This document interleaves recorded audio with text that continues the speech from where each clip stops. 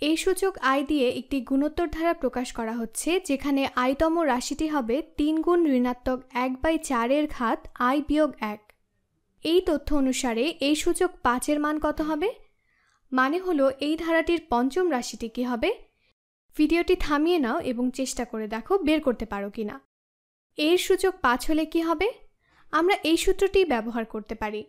এর সূচক 5 হলে এখানে আমি যেসব জায়গায় i ছিল সেখানে 5 বসিয়ে দেব। তাহলে এখানে হবে 3 গুণ ঋণাত্মক 1/4 এর ঘাত 5 বিয়োগ 1, বা এর বদলে লেখা যায় 3 গুণ ঋণাত্মক 1/4 এর ঘাত 4। এটি সমান কত হবে? চলো দেখা যাক। এক্ষেত্রে ঘাতের মান একটি জোড় সংখ্যা, তাহলে এক্ষেত্রে আমরা যে মান পাবো তা ধনাত্মক হবে। যেহেতু আমরা একটি ঋণাত্মক সংখ্যাকে জোড় সংখ্যক বার গুণ করব, তাই এখানে আমরা একটি ধনাত্মক সংখ্যা পাবো।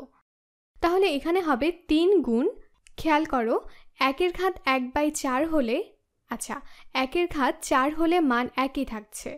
এরপর 4 এর ঘাত 4 হলে 4 এর বর্গ হলো 16। তাহলে 4 এর বর্গ গুণ 4 এর বর্গ আর 4 এর ঘাত 4 এর মান একই হবে। এখানে তাহলে 16 গুণ 16 সমান হবে 256। আমরা আগেই জানি এই সংখ্যাটি ধনাত্মক হবে, কারণ আমরা একটি ঋণাত্মক সংখ্যাকে 4 বার গুণ করেছি, বা বলা যায় 4টি ঋণাত্মক সংখ্যাকে পরস্পরের সাথে গুণ করেছি। এর জন্যই এখানে ধনাত্মক মান পাওয়া গেছে। তাহলে আমরা পেলাম 3/256।